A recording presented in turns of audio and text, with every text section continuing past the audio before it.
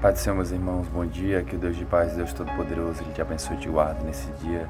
Que o Senhor Jesus Cristo resplandeça o rosto dele sobre a tua vida, sobre a tua família, te concedendo misericórdia.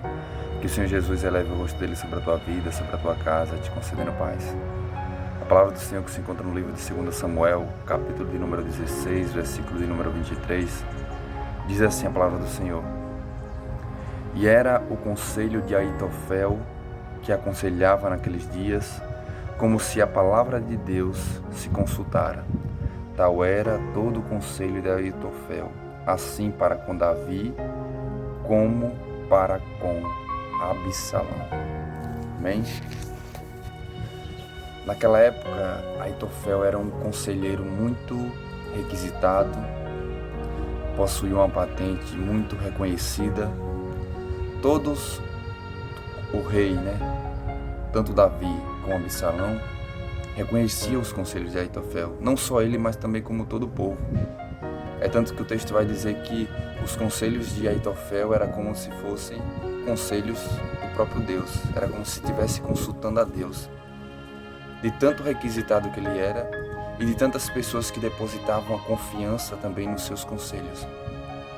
Só que o texto vai dizer que Aitofel era avô de... O texto vai dizer que Aitofel era avô de Batseba.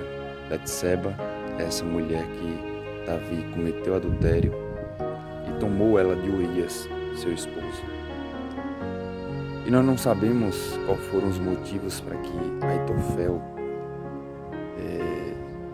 tentasse o mal contra Davi ou se rebelasse contra Davi.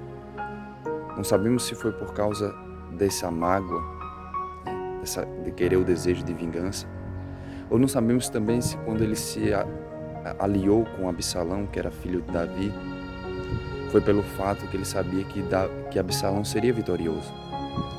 Talvez no seu coração Aitofel dissesse: eu quero ficar do lado daquele rei que vai vencer, porque eu preciso permanecer com o meu cargo, eu preciso permanecer sendo um conselheiro, eu preciso permanecer com minha patente, eu preciso permanecer sendo reconhecido pelo povo. Eu não quero perder o meu cargo, eu não quero perder a pessoa que eu sou para o povo ou para o próprio rei.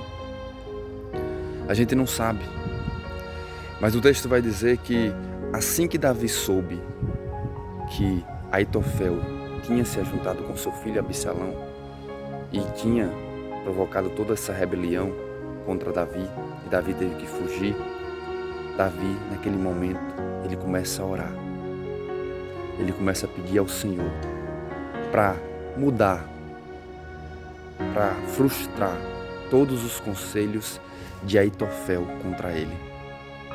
É nesse momento aqui que nós aprendemos algo maravilhoso e algo muito importante. Antes de ouvir conselhos, sempre consulte ao Senhor. Davi, naquele momento, ele se pôs a orar, porque ele disse assim: mesmo que Aitofel tente o mal contra a minha vida, ou traga conselhos para o meu mal, eu vou orar ao Senhor, e os seus conselhos eles serão mudados. Porque a gente precisa ouvir conselhos, a gente precisa ouvir correções, mas a gente precisa entender que a vontade de Deus ela é soberana. Mesmo diante daquilo que eu quero para a minha própria vida ou para a vida do meu irmão, eu preciso entender que as coisas só vão acontecer segundo a vontade de Deus. E Davi, naquele momento, ele recorreu à pessoa certa. Ele começou a orar a Deus. E o texto vai falar que quando Absalão pediu conselho a Aitofel, Aitofel trouxe para ele um conselho que era para ir atrás de Davi, mesmo diante da noite, para perseguir a Davi. Desejo desenfreado de matar Davi e acabar com todo o povo. Só que Uzai, que não era o conselheiro requisitado, não era alguém tão reconhecido, era amigo de Davi, aconselhou a Absalão que não era para fazer isso.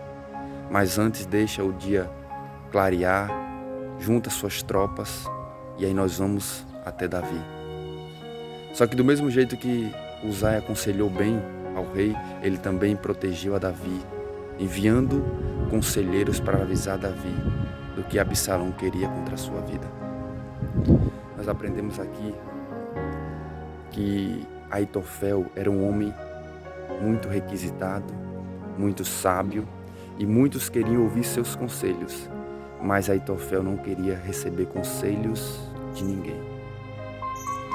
Aitofel sabia lidar com o cargo, com a fama, com o sucesso, mas ele não sabia lidar quando ele era humilhado. Ele não sabia lidar com a rejeição. E muitas vezes nós vemos isso hoje em nossos dias. Aitofel, quando viu que o seu conselho não foi aceito, ele saiu da presença do rei, foi e se enforcou, se matou. Sabe por quê? Porque ele era tão orgulhoso ao ponto de só entender aquilo que ele queria para a vida dele. Ele só aceitava os seus conselhos. Ele não queria ouvir conselhos de ninguém. Ele não conseguia viver sem a fama, sem o sucesso, sem o seu cargo. Ele não podia viver sem isso. E a partir do momento que seu conselho foi invalidado, ele deu a sentença para ele próprio. Não há mais razão para eu viver, porque ninguém quer mais ouvir os meus conselhos. Que nós possamos ter sabedoria e entendimento. E entender que nós precisamos dar conselhos, mas também ouvir conselhos.